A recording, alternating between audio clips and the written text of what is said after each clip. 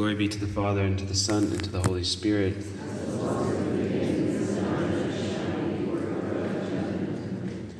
In the name of the Father, and of the Son, and of the Holy Spirit.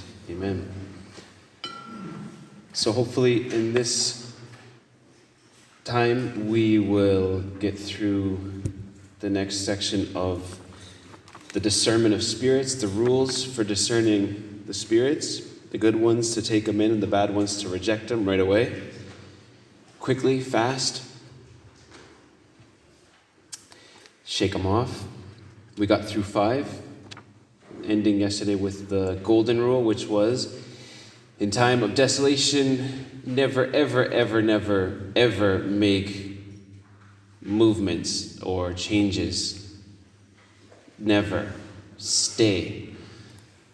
And that usually applies to when we go back and we've made these resolutions, and one of the resolutions, the first one, is that my prayer life is going to get revamped, and I'm going to put more importance on these daily moments of prayer. When that time comes and you're just not feeling like it at all, you're just dry, you're like, well, look, not going to do it. Don't make those changes because you're in desolation. So don't ever make changes or decisions when you are in desolation. It's the golden rule. The 6th rule, number 6. Although in desolation, we must make no changes in our former decision, it is nevertheless very profitable to attempt vigorously to make changes in ourselves against this desolation. For example, by more insistence on prayer and meditation, by much examination, and by doing penance in some suitable way. Okay, I'll explain that. A lot of times I think they're a bit archaic, the translations, and it's just what it is. It's an old Spanish. Ignatius is writing in an old Spanish, and for some reason they translate it into an older kind of English or whatever. Unless you guys understood that perfectly. I usually have a hard time with that. So what he's saying is, when you're in desolation, okay, you're not going to be making any changes as far as like the commitments you've made before you're in desolation. But you can make changes in the good sense. What does that mean? Well, let's say after the exercises, I've received the light from God. He inspired me, and I'm pretty sure that I need to be doing at least a half an hour of prayer a day. Okay? Because prayer is my oxygen, it's my life source. I'm like a plant, my spiritual life, and if I'm not praying, I'm not watering, and I'm not attending or taking care of this little plant, and it will die. And when it dies, everything goes under. Can't tolerate my husband or the kids or any other problem that happens every single day. It just seems to be way, way, way too much, and I don't have energy or resistance or strength to move on. So, well, that's usually when the Jaffa cakes come in the picture.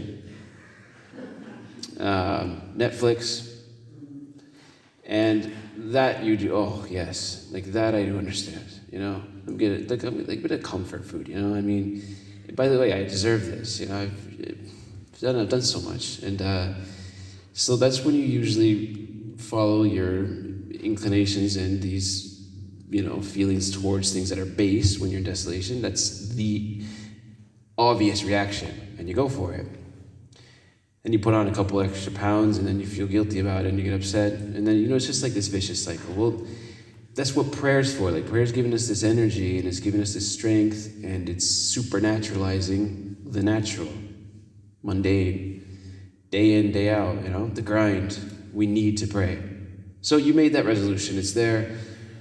And let's say it was 30 minutes. So like when the time of dryness and aridity comes and you're there, the temptation to get out of there is strong. You're like, no, it's the golden rule. I'm not going to do it. I'm going to stay. Well, what he's saying here in the 6th rule is like, well, not only am I going to stay, I'm going to add on 5 minutes. This is really like stuff of champs. This is the heavyweights right now. We're going into the big leagues of spiritual growth, because the only thing you really want to do is leave and just get out, maybe graze. My dad would always say that we're grazing, like we'd go into the pantry and we just graze, just be eating a little bit of everything. And my dad hated that. And he'd always somehow, like he'd have this little alarm that would go off. He knew somebody was in the pantry grazing. I don't know how he did it. He'd shout at us. He hated it. You just, look, grazing, you can graze on the phone as well. Like just start scrolling aimlessly, or they're checking the whatever, I don't know if it's 1 million now. I think there's 1 million. It could be wrong. We could check this after. There's 1 million apps in the Play Store that you can have. I mean, you're not going to download 1 million apps. It's not possible. But I think there's 1 million out there. At least. Whatever, you're just there, scrolling, grazing on the phone. So in that moment of really tension, you act the complete opposite. So you go in the complete opposite of what your body is asking you and your spirit. Get out of here, leave. Well, you slam the foot down and you say, I am in a fierce desolation. Gosh, the 5th rule was don't leave, don't make any changes. The 6th rule, man, it's just getting harder. The 6th rule is even go a little bit more. And you put on 5 minutes. Put on 5 minutes. Don't put on more than that, because your head might explode. Put on 5 minutes extra. And what is that doing? That's that part of, if anybody's familiar with vigorous exercise, with weightlifting, when you're you have that last, maybe you're gonna do 3 reps of 15. And the guy who's spotting you usually won't take the bar, unless you do 16. And the 16th is the one you can't do because you just did 15. And psychologically, you're I got 15. The 14th was already hard.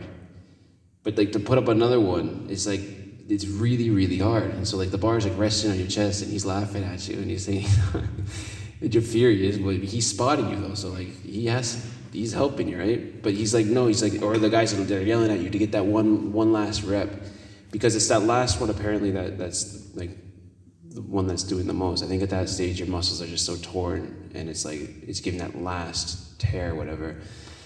I mean, those are for the lads that love bulking, that they're all about just getting huge, and it's just the body. I haven't done the research, but I think there's more people in the gym there's more people subscribed to the gym than in the mass, the Sunday mass. Am I going out on a limb there?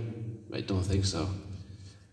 I mean, the temple it's their temple, they're taking care of it. Someone who was, I think St. Teresa said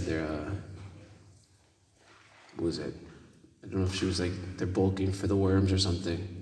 Basically your worm food, at the end of the day, and you're just making it a bit more tastier, a bit more meat on there for the worms. But look, you got to take care of your body, but if you're worshiping it, it's your temple, and we're going to have to be aware of that when we're before the Lord, that we focus more on the outside than on the inside. So that last extra 5 minutes is kind of like that. You're just giving it, that extra, and what that does as well, that terrifies the evil spirit. So you got this evil spirit, and we're trying to discern, which one's the good one, which is the bad one. The evil one's telling you to get out of there ASAP, fast, and, just tuck into the Jaffa cakes. Just take care of yourself a bit. Get out of there. Get out. And the good spirit's saying, no, just stay on just a bit more. Stand, just get that last one up there. Come on, get that last one. You can do this. Stay in here. You need to be here. Your soul's being purified right now. You're in the oven. You need to be in the oven. You're getting purified. Don't leave. You're not ready. So you listen to the good spirit, and you add that extra 5 minutes, and the evil one gets terrified. Because what was supposed to be a temptation just turned into a weapon against him, because he came at you with the temptation to leave, and you responded with, leave, I'm going to stay 5 more. And it wrecks him. He can't stand that. And he actually becomes a bit afraid of you now, because in this case, what he's throwing at you as the bad spirit, you're using against him. So his own weapons are almost blowing up in his face.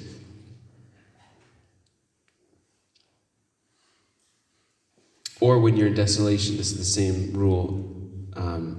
So you know how you're like really, really wanting what's base? Just a loaf on the couch. And Netflix, man. I mean, Netflix is just, it's all there. I know there's a movement in the States. There's a lot of Catholics that have boycotted Netflix. It came from, I don't know if it was Bishop Strickland, but he basically came out. This is like the old school, like when the bishop would say something, all the Catholics would do it, like when he would say something good. That actually in the 60s terrified Hollywood because they started infringing on the censor agreement. Like there was you weren't allowed to like see somebody kiss on a movie. That was not allowed. Like there was a lot of things that were censorship. No flesh, obviously, but like when like the actors would kiss, your man would like turn the girl like off, like turn from the camera and they'd like kiss, but they weren't kissing. You could just see like his back. Like that was Hollywood. And the priest, they couldn't cast a priest unless he was like the Brad Pitt of those days. The priest couldn't be like a normal, right? Like the priest had to be like the Brad Pitt. Yeah, well, we've kind of, I think, wavered from the censor laws. But there was, in the time of, I think it was the 50s or 60s, the bishops came out and said, all right, Catholics are not going to the movie theaters. Because Hollywood had just come out with a movie that was like starting to like slowly push it. And I think they lost 60% of their viewers. So this was MGM, and I don't know if it was Warner, and another one. The three heads of them walked into the bishop's office on their knees. Like they came in to the bishop's here at his desk, and they came in on their knees, and they were begging him to lift the band because they were losing their income. That was the bishop. The bishop would say it, they would do it. So yeah, the good old days. So I think it was Strickland that said we're boycotting Netflix as Catholics. No Catholic is going to have Netflix. Get it off and don't support them. Because Netflix had just come out with a series. It was really, really bad. It was a cartoon, but it was adult like material, and it was about the life of an adolescent girl, like discovering puberty, and it was bad. It was really bad, and it's just basically teaching adolescents, like, you know, and it's all funny because it's all cartoon, but it was evil. It was actually like one of the like characters was looked like a Baphomet. He was like this goat kind of thing, and he was the one that was encouraging the girl. And then it was evil. So Strickland's like, enough of Netflix, get it off. So anyways, if you are drawn towards these base things, what Ignatius is saying, to act completely against that is to give yourself a little penance. So if it is towards food or like, you know, these comfort things, or, you know, or sitting on the couch or binging on the thing, maybe you're going to go for a run. Or maybe you're going to not have butter on your toast or on your bread.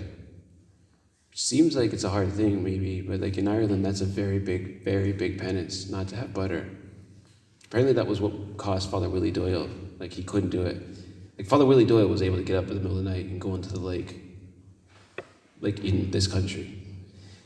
That's just thinking about that, that's unreal. It's funny because they asked us yesterday if we wanted to cancel the retreat because there was no hot water. They approached us and they're like, "You guys sure you want to continue? Because like the boiler's broken, there's no hot water. Like you can end it now if you like." This was yesterday. I was like, "Oh yeah, we'll just end it. You know, I'll just tell them. We'll make a little announcement. You guys, it's over. We're done. The spiritual exercise ended on Saturday. Before lunch, you all can go home because there's no hot water." Yeah, good job. So Willie's out there in the lake, freezing, and he writes in his little journal, like the amount of times he failed on his little resolution not to have butter on his bread. He couldn't do it. You get the brown bread, and he said, "I'm going to eat brown bread." And the butter's there, and he couldn't do it. I don't blame him. Like, you guys, the butter is really nice. But, you know what I'm saying? Like a little penance in there. And what that is, that's you're acting completely against what your flesh is asking of you. Completely. You need comfort. You need, like, you know, get out of desolation. Well, I'm going to go a little bit extra. That's the sixth rule. It's a big one. The sixth one's a big one. The seventh, number 7. A person in desolation should consider how the Lord has placed them there as in a trial period. Okay, so this is a consoling little thought that you're in desolation. Well, consider that the Lord has placed you there because this is going to be a time of trial. So you can say like desolation. Well, in this case, in the seventh rule, this could equal a trial. Because he wants to see you resist these various disturbances and temptations, but without his help, in the sense of like, when you're in consolation and you get this really weird temptation, you're like, seriously, it's nothing. But like when you're in desolation and the temptation comes, it's like, oof. Oh, and you're fighting, and you don't have that, it's not as easy as when you were in consolation. And in this sense, he wants us to see really like how poor we are. Like without him, like, man. It's like what St. Philip Neri used to say. He'd be like, Lord, Philip Neri, he's like the saint of joy and humor. He was hilarious. He came out in the Father Henry book. He's the guy who had his heart like physically expand and break his rib. On Pentecost, he was in the catacombs in Rome praying, and he experienced on Pentecost like this ball of fire come at him and go into him from the mouth and into his heart. And it was Pentecost, so he was experiencing like the Holy Spirit, and it was like a literal thing that happened to him. Like he literally saw it, and he literally experienced it to the point where he broke a rib. I think it was two actually, because his heart expanded. And he got a special dispensation from Rome that he didn't have to wear all the vestments when he was celebrating Mass. Like back then, like the priest would like really, they'd wear a lot of vestments, heavy vestments. And you're talking Rome in the summertime, 40 degrees. And he got special permission from the Pope that he didn't have to wear them all because he was like literally just suffocating. People would say like they could experience heat coming off of him. Like they'd be close to him and there'd be heat coming off him. Like stand next to a radiator. I feel like just take it easy, right? Like what's going on? And he was hilarious. And he said to the Lord in one of his prayers, he says, Lord, I really need you to hold me close. Like really close. Because if I get at arm's length from you, I'm going to hit you. Yeah, it's so true, isn't it? Like you just keep me here. Like I don't get me at arm's length because I'm gonna hit you. And it's true. Like what the Lord's saying here is like He wants us to recognize what we're like our misery, guys. We're not saints. I'm sorry, apologize. I have to break that to any of you guys. Like we're not. We haven't reached this sanctity. I mean, it might seem like that because the world's so bad as it is, and you go to Mass, daily Mass, so like you are like, oh man, like they go to daily Mass, and they pray, like every day they're praying, and they have like holy things on their phone, and like holy cards, like their house looks like a church, like they are saints. And you maybe start like to believe it just a little bit, like, I actually, well, I mean, I am a bit, right? I mean, think about it, like, I mean, look at, I mean, they go to Mass on Christmas, they're taking the Lord's name in vain, they don't pray, but I mean, I'm pretty holy, actually. Well, look, when, like, the level of sanctity is where it's at right now, like, I mean, as far as, like, the world's going, like, anybody who prays is going to look like, like this huge saint because they pray. But I mean, you guys, it's not true. I'm sorry. It's not. It might look like that, like I'm saying, because things are so low right now. So what He's trying to make us experience in this time of desolation is He wants us to go through this little trial so that we can experience what we're like in just our humanity, in our poor humanity. Like, Lord, this is like, man, this is hard. Like, what am I without you? Well, nothing. That's what He said to St. Catherine of Siena. You are she who is not, and I am he that is. But the she that is not with the he that it is. And you can do everything in me.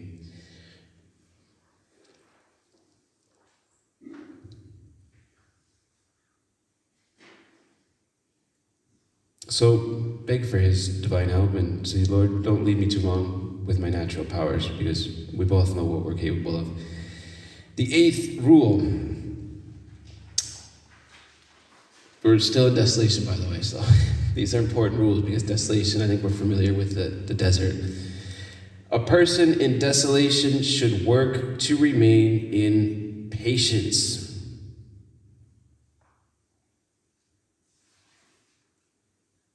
A person in desolation should work to remain in patience. This is the 8th rule.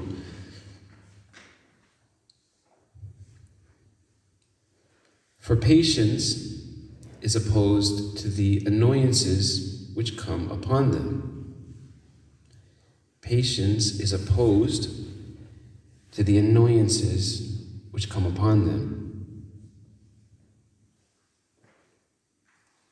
And they should keep in mind that consolation will not be long in coming.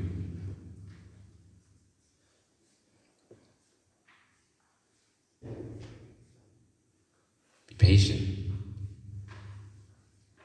The consolation will come out. It's like the example Father Raphael always gives is like you're in the train and the scenery is unbelievable. One of these, you can imagine maybe in Switzerland or something, they're going around like the Alps and stuff, and you're just soaking in the scenery, absolutely unreal, enjoying it. You're just flying, and all of a sudden, like everything just gets dark. You just really like pitch black. You can't see anything. You can't even see your hand in front of your face, and you're freaking out, and you start panicking. You get up and you're like running in the hall, like screaming, and you find your way to the door. The door doesn't open, so like you open the window and you jump out because you're terrified. And then, like if you were alive, you'd find out that you were just in a tunnel. Like you just went into a tunnel, and like the train had to go like under the mountain. And when it came out of the tunnel, it was like a different scenery. Now you're seeing like lakes and forests, and like little beavers and stuff, So it's like, just calm down. Don't jump out of the train. Be patient.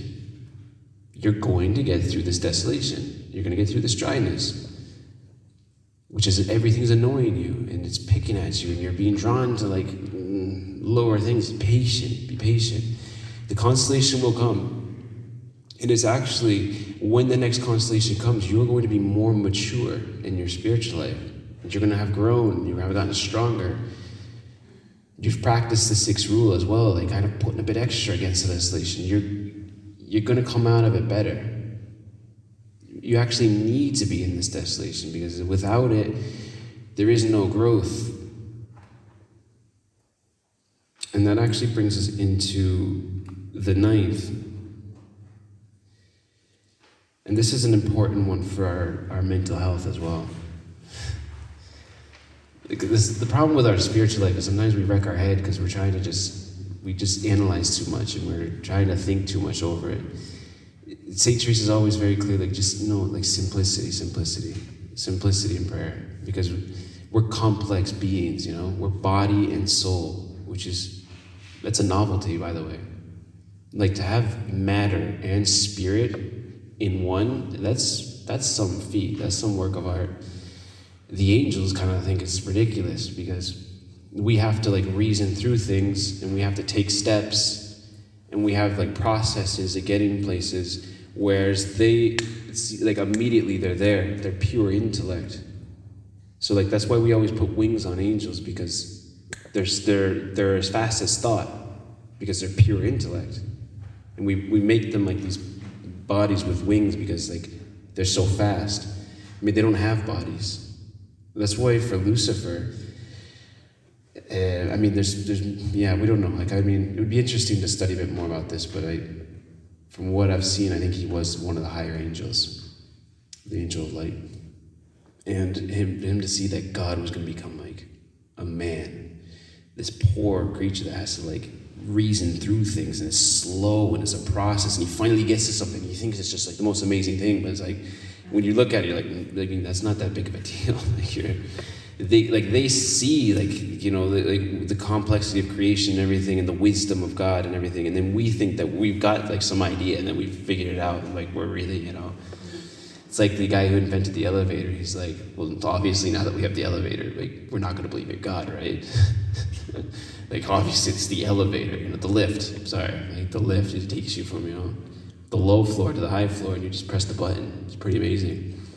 I mean, they must look at us and be like, guys, these guys are just like, yeah, it's pretty awkward actually. And like God's going to become one of them. I mean, if you had the possibility to like become a dog, because you wanted to get closer to your dog, it's like another human being, like don't do that.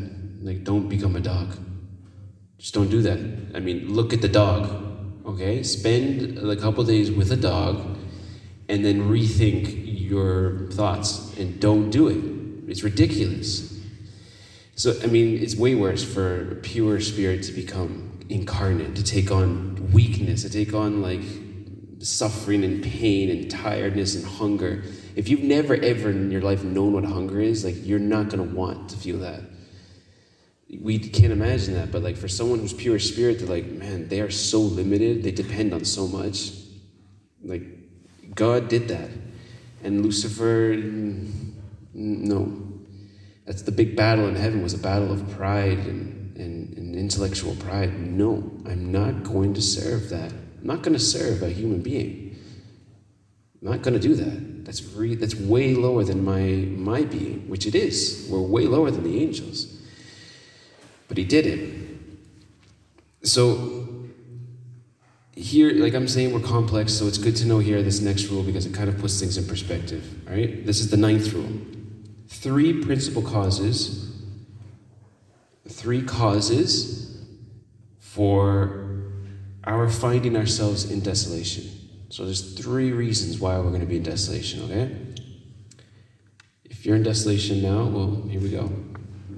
You're probably going to be in desolation next week, so it's going to be good. It's going to happen, right, guys? So there's a nice little way here to kind of check in with yourself. Why am I in desolation? The first one is because we are lukewarm,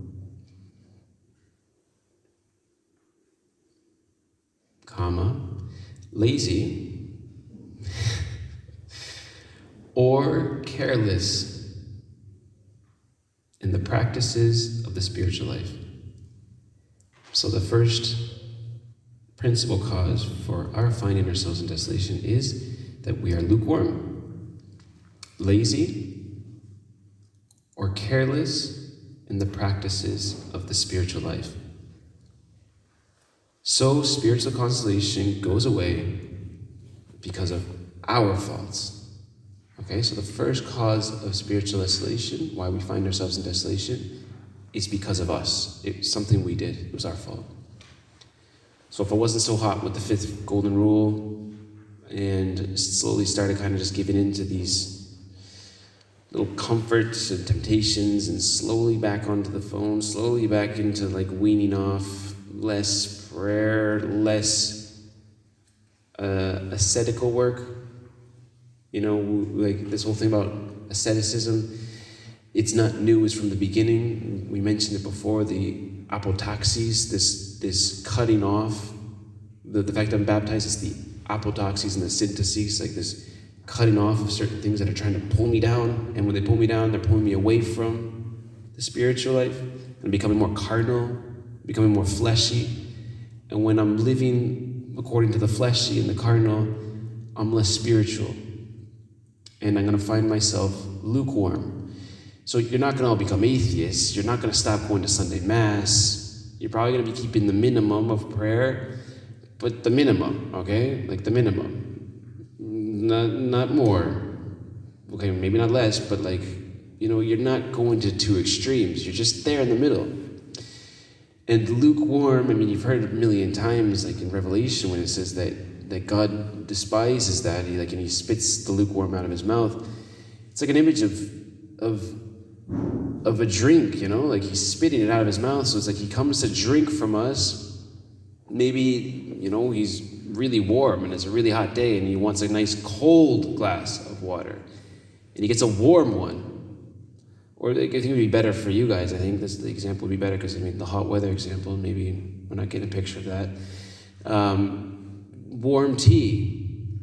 Like, they serve you tea and they just put a bad tea bag in there and the water's warm. I don't know if you guys would like that. I don't know. We've experienced in the first 2 years here in this country, anybody who came over to visit our house, we were seeing there was a pattern. They always left their tea. And I thought you guys liked tea, Ireland, don't you drink tea? And we're thinking how come they're not drinking the tea? And then a nice priest came and visited us. And he's like, you guys you make really bad tea. You don't know how to make tea, and that's why they're leaving the cup of tea because they take a sip of it and and I think it's that must be a really hard thing for an Irish person. They think they're gonna get tea and they're not getting tea. I can kind of relate. I gave the pasta example yesterday. For me, pasta is really important. I said this in the last spiritual exercise, and it was actually Dahi. It was hilarious. Dahi. He was there, and I was just going on complaining about pasta, how I haven't had real pasta since I've been here. And he was actually cooking for our summer camp, and he was terrified to make pasta. And Enda was there as well, and Enda looked it up on Google, how to make Italian pasta for an Italian. I'm not Italian, but and they did it. And so I found out later, Dahi was over my shoulder. I was eating it, and he was looking at me to see if it was okay or not. And I had forgotten that I had spoken about the pasta, which, whatever, that would have been my example. You tuck into a nice plate of pasta and it's just soggy and falling apart and just melting, and you kind of it feels like you left it in the pot for half an hour. But the tea would be better for you guys, you go to drink tea and it's oh man, it's a really bad cup of tea. You're not going to spit it out, hopefully, but the example of the lukewarm is it says that God spits them out because they're not hot and they're not cold. They're in the middle, and it's not, it's not happening. So you could find yourself there, you've kind of slacked off on your little resolutions, and you're man, things are so dry. Once again, this is terrible. Hold on, I'm going to stop. Is this my fault? Am I falling into a lukewarm, lazy attitude here? Well, if I am, maybe we'll go back to the 6 rule, and I'm going to have to up my game a bit. Go to a good confession, and Lord, I'm sorry. There it is again. Like I said, I'm going to hit you. Come on, here we go. I'm going back at it. That's the first principal cause. The second cause for finding ourselves in desolation, spiritual desolation tests our quality and shows how far we will extend ourselves in God's service and praise without the generous remuneration of consolations and overflowing graces. So, second is, spiritual desolation is testing our quality. Testing our quality and showing how far we will give ourselves in God's service without just receiving pure consolation and overflowing graces. So what he's saying here is that famous phrase of are you following the consolations of God or the God of consolations? You've probably heard that. God is a person. He's real. God's real. He's a person. He has a voice. He has a face. And we speak, we converse with him. He's real. And he's sensitive. He has sensibilities to these things. So he wants to know, I do inebriate souls. And it's true.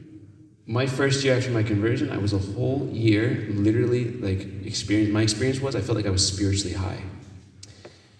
I've experienced physical highness. I know what that's like. It lasts a couple hours, and it's chemical.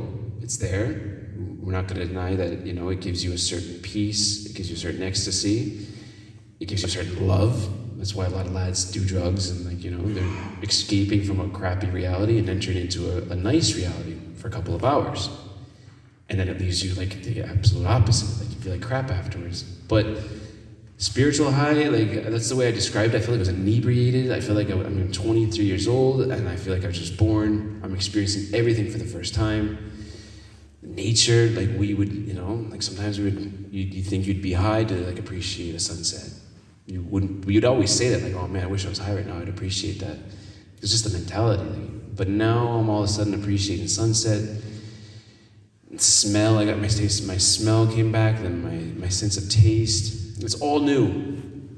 He was inebriating me, absolutely inebriating me every day. It was just like, it was unbelievable my first year. And St. John of the Cross says he does that with souls, like to really just inebriate them and get them hooked. And, but it does get to a point where he starts weaning. I think that word actually comes from breastfeeding. I know in Italian the word weaning, it's like literally, it means like to break off. When you're like, okay, that's enough. When you break the baby off, you're 3 years old. Like we're done. Okay, we're gonna start eating now. But the baby like still has. You have to break off. You have to wean him. So it's like a process where you're like breaking him off so that he can grow. You can't be feeding on your mom your whole life. You have to start eating real food. It's normal. So God is kind of saying like, okay, we're gonna start pulling a bit back off of the bottle, okay? Just a bit. Start weaning them off, and we start screaming and crying, and we don't want that because it's so nice. Consolation is so nice. You're with God, it's just so nice. We're made for it. And that's what heaven is. Heaven's pure consolation. No, like these rules don't apply in heaven. Like there's no desolation up there, so forget about it. Like these rules are for here. Heaven is just pure consolation. And so he's like, all right, are they just coming after me because I'm giving them the lollipop, You're giving them the lollipop and they're okay, like, okay, that's enough. And like, you're just like, nah, you just start crying because he's pulling away. Oh, okay, like, okay, a little bit more. But like, he gets to the point where he's like, no, we're going to have to take that out. And you're going to have to look at me now. Like, this is the lollipop's down and you're looking at me now. I gave it to you and we're going to start like find out who I am. So he's testing you as a trial. He wants to see really the quality of our relationship. We're not in it for the money. Little gold diggers. We're like, coming in it like, I love your money, but not you. That's a really crass example, but like, it happens as well. Like, if a guy finds out that like, well, like Father Henry's girlfriend, I thought you said you loved me. She's like, well, I lied. Like, oh gosh, I remember when he would tell that to us and we would laugh, and then like we think like maybe it wasn't funny in the moment, but like the way he told it, like he could still like feel the pain. He's like, he thought they're this romantic date. She's like, look, Henry, I'm sorry, I don't love you. Like, but you said you did. Yeah, but I lied. Anyways, like so with God, he just wants to see what's the deal here. The God of consolations or the consolations of God. So stay in it, patience, stay through your desolation. Because maybe you're not lukewarm. Maybe you're okay, you're doing what you're doing. But this is a little test. So stay there. God, you're testing me, and I'm going to stay in the furnace. The third principal cause for our finding ourselves in desolation. Thirdly, spiritual desolation gives us true knowledge and understanding so that we may perceive within ourselves that on our part we cannot arouse or sustain overflowing devotion, intense love, tears, or any other spiritual consolation. But it is all a gift and a grace from God. So it's giving you true knowledge and understanding so that you may perceive within yourself that for your part, you cannot arouse or sustain this unbelievable overflowing devotion or this intense love or tears, all the things that usually come with a consolation. But it's all a gift and a grace from God our Lord.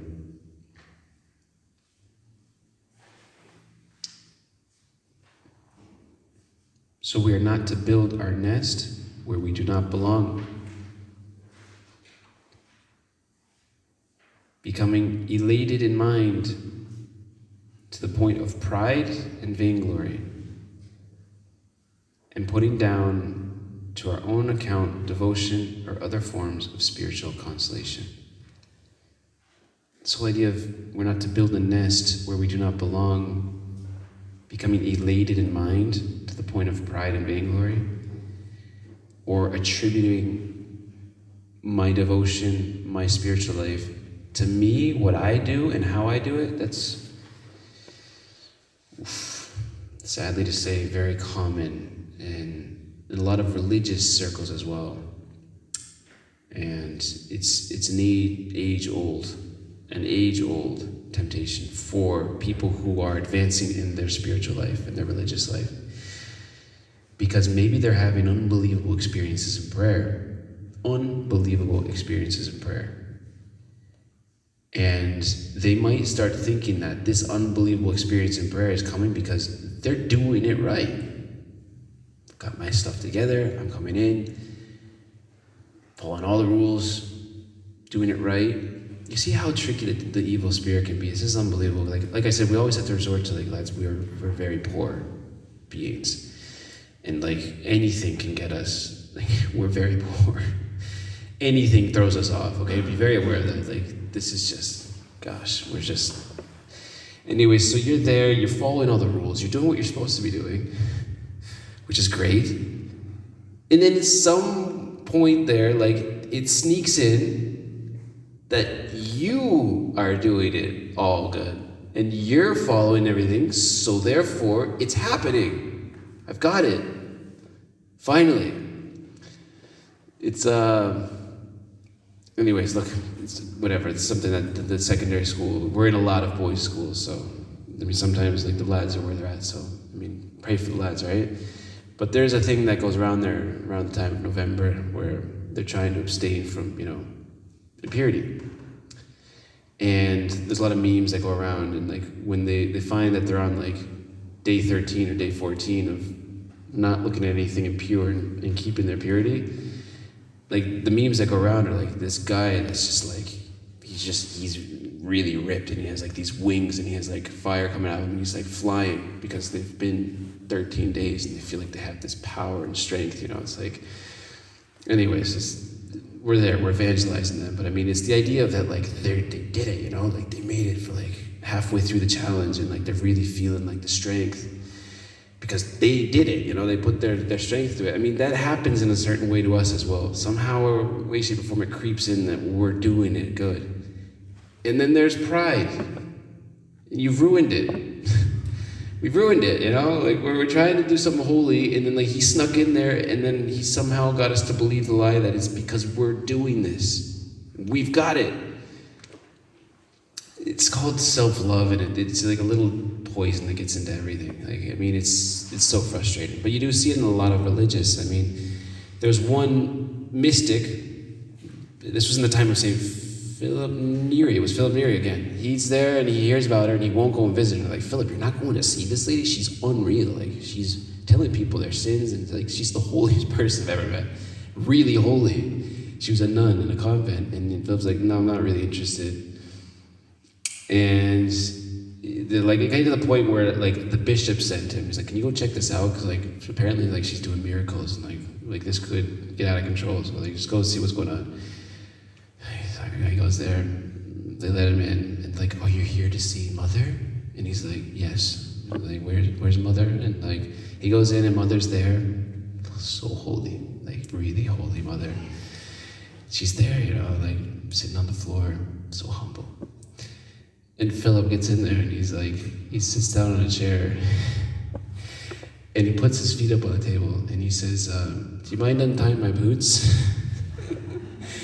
And she was appalled. Her reaction was do you know who I am? You came here, I'm to untie your boots. And he said he knew right away she was a farce. It actually came out that she was a farce. It was a farce. Because what he was looking for was he was looking for humility. It's look, God became man, and he became a baby. He actually got his diaper changed, and he's in the Eucharist, and he's actually terrified of pride.